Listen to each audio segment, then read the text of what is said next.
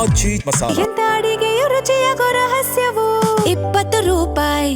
Bidadi township ಯೋಜನೆಯನ್ನ ವಿರೋಧಿಸಿ JDS ಬೃಹತ್ ಪಾದಯಾತ್ರೆಯನ್ನ ನಡೆಸ್ತಾ ಇದೆ. ಹಿಂದಿನಿಂದ 3 ದಿನಗಳ ಕಾಲ ರಾಮನಗರ ತಾಲೂಕಿನ ಬೈರಮಂಗಲದಿಂದ ಬೆಂಗಳೂರಿನ ಫ್ರೀಡಂ ಪಾರ್ಕ್ ವರೆಗೂ ಈ ಒಂದು ಪಾದಯಾತ್ರೆ ನಡೆಯುತ್ತೆ. ಇನ್ನೇನು ಕೆಲವೇ ನಿಮಿಷಗಳಲ್ಲೂ ಕೂಡ ಪಾದಯಾತ್ರೆ ಸಾಗುತ್ತೆ. ಹೇಗೆಲ್ಲ ಇರುತ್ತೆ ಅನ್ನೋದ್ರ ಬಗ್ಗೆ ಮಾತಾಡೋದಕ್ಕೆ ಈ ಒಂದು ಪಾದಯಾತ್ರೆಯ ನೇತೃತ್ವ ವಹಿಸಿರುವಂಥ ಇಲ್ಲಿನ ಸ್ಥಳೀಯ ಮಾಜಿ ಶಾಸಕರಂತ ಎ ಮಂಜು ಅವರು ನಮ್ಮ ಜೊತೆಲಿದ್ದಾರೆ. ಇನ್ನೇನು ಹೆಜ್ಜೆ ಹಾಕೋದಕ್ಕೆ ಕೆಲವೇ ನಿಮಿಷಗಳಿದೆ. ಹೇಗಿರುತ್ತೆ ಸರ್?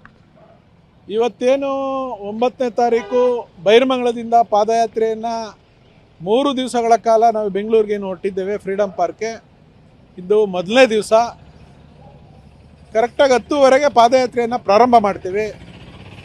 ನಮ್ಮ ನೆಚ್ಚಿನ ನಾಯಕರಾದಂಥ HD ಕುಮಾರಸ್ವಾಮಿಯವರು ಈ ಪಾದಯಾತ್ರೆಗೆ ಚಾಲನೆಯನ್ನು ಕೊಡ್ತಾರೆ. ಅವ್ರ ಜೊತೆ ಅಶೋಕ್ ಅವರು ಕೂಡ ಕೈ ಜೋಡಿಸ್ತಾ ಇದ್ದಾರೆ. ಈ ಪಾದಯಾತ್ರೆ ಉದ್ದೇಶ ಇವತ್ತೇನು ಈ ಬಿಡದಿ ಟೌನ್ಶಿಪ್ ಮಾಡ್ತೀವಿ ಅಂತೇಳಿ ಹಠಮಾರಿತನ ಧೋರಣೆಯನ್ನು ಏನು ಸರ್ಕಾರ ಮಾಡ್ತಿದೆ, ಇದನ್ನು ಕೈ ಬಿಡಬೇಕು. ಕೂಡಲೇ ಈ ಪಾದಯಾತ್ರೆ ನಾವು ಜನರ ಧ್ವನಿಯಾಗಿ, ರೈತರ ಧ್ವನಿಯಾಗಿ ಮಾಡ್ತಾ ಇದ್ದೀವಿ. ಇದು ಭಾಳ ಅರ್ಥಪೂರ್ಣವಾದಂಥ ಪಾದಯಾತ್ರೆ.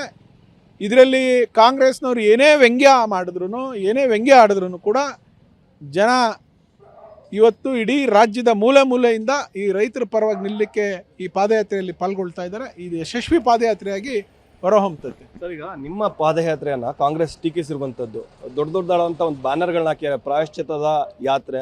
ಈ ಒಂದು ಯಾತ್ರೆ ಅಂದರೆ ಇದರ ರೂವಾರಿಗಳು BJP JDS ಅಂತ. ಮತ್ತೊಂದು ಕಡೆ ಯಾವಾಗ ಈ ಒಂದು ಯೋಜನೆ ಪ್ರಾರಂಭ ಆಯ್ತು ಅಂತ ಬೃಹತ್ ಆದಂಥ ಒಂದು ಜಾಹೀರಾತನ್ನು ಕೂಡ ಕೊಟ್ಟಿದ್ದಾರೆ. ನಾನು ಎಲ್ಲ ಪತ್ರಿಕೆಯಲ್ಲಿ ಜಾಹೀರಾತು ನೋಡಿದ್ದೀನಿ. 2 ದಿನದ ವರ್ಡಿಂಗ್ಸ್ಗಳನ್ನ ಹಾಕಿದ್ದಾರೆ. ಪ್ರಾಯಶ್ಚಿತ್ತ ಯಾತ್ರೆ ಅಂತ. ಹೌದು, ನಾವು ಪ್ರಾಯಶ್ಚಿತ್ತ ಪಡ್ತೀವಿ ಅಂತ ಒಂದು ವೇಳೆ ನಾವು ಮಾಡಿದರೆ, ನೀವೇನು ಮಾಡ್ತಾಯಿದ್ದೀರಿ? ನೀವು ಯಾವ ಯಾತ್ರೆಯನ್ನು ಕೈಗೊಳ್ಬೇಕು ಅಂತ ಇದನ್ನು 33,000 ಕೋಟಿ ಲಾಭ ಮಾಡಕ್ಕೆ ಕೊಟ್ಟಿದ್ದೀರಿ? ಇದು ಲಾಭದ ಯಾತ್ರೆನಾ? ಇಲ್ಲ ದುಡ್ಡೋಡಿಯೋ ಯಾತ್ರೆನಾ? ಇಲ್ಲ ಹಗಲು ದರೋಡೆ ಮಾಡೋ ಯಾತ್ರೆನಾ?